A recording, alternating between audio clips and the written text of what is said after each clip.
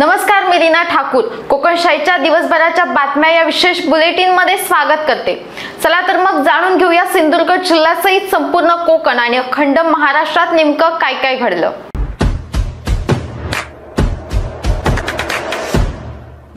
मुंबईचे पालकमंत्री मंगलप्रभात लोढा यांना महानगरपालिकेत कार्यालय दिलंय। यावर ठाकरे गटाचे नेते आदित्य ठाकरे यांनी आक्षेप घेतलाय। त्यांनी तात्काळ आपलं कार्यालय खाली करावं। येत्या 24 तासात महानगरपालिकेतील कार्यालय रिकामी केलं नाही तर मुंबईकर आपला राग दाखवतील असा इशारा आदित्य ठाकरे यांनी दिला।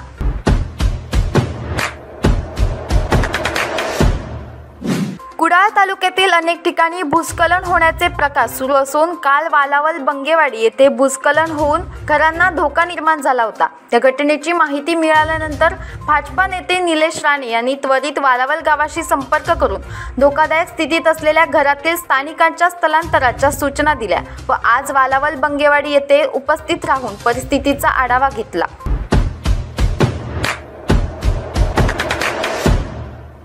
कुडाळ येथे आज हॉटेल अभिमन्यूजवळ विद्युत वितरणचे कर्मचारी श्री धनंजय फाले व 23 हे लाईनचे काम करत असताना विजेच्या खांबाला चिटकून गंभीर जखमी झालेत। अधिक उपचारासाठी त्यांना तातडीने ओरोस येथील जिल्हा रुग्णालयात नेण्यात आले।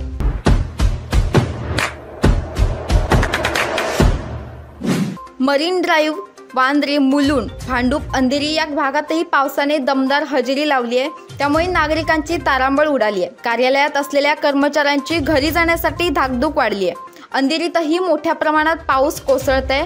यामुळे सबवे वाहतुकीसाठी बंद करण्यात आलाय।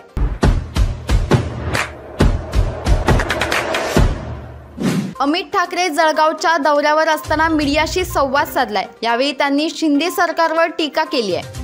हे आमदार फोडण्यात व्यस्त नसते तर दुर्घटना टाळता आली असती अशी टीका अमित ठाकरे यांनी शिंदे सरकारवर केली।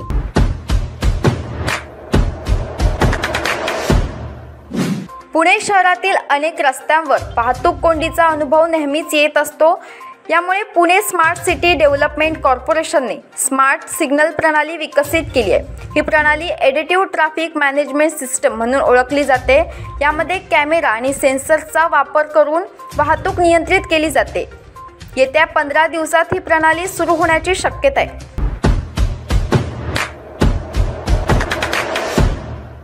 याबरोबरच कोकणशाहीच्या दिवसभराच्या बातम्यांमध्ये इथेच थांबतोय, पण तुम्ही मात्र दिवसभराचे अपडेट्स आणि ताज्या घडामोडी जाणून घेण्यासाठी कोकणशाहीचं YouTube चॅनल सबस्क्राइब करा, फेसबुक पेज लाईक करा आणि Instagram पेजला फॉलो करायला विसरू नका।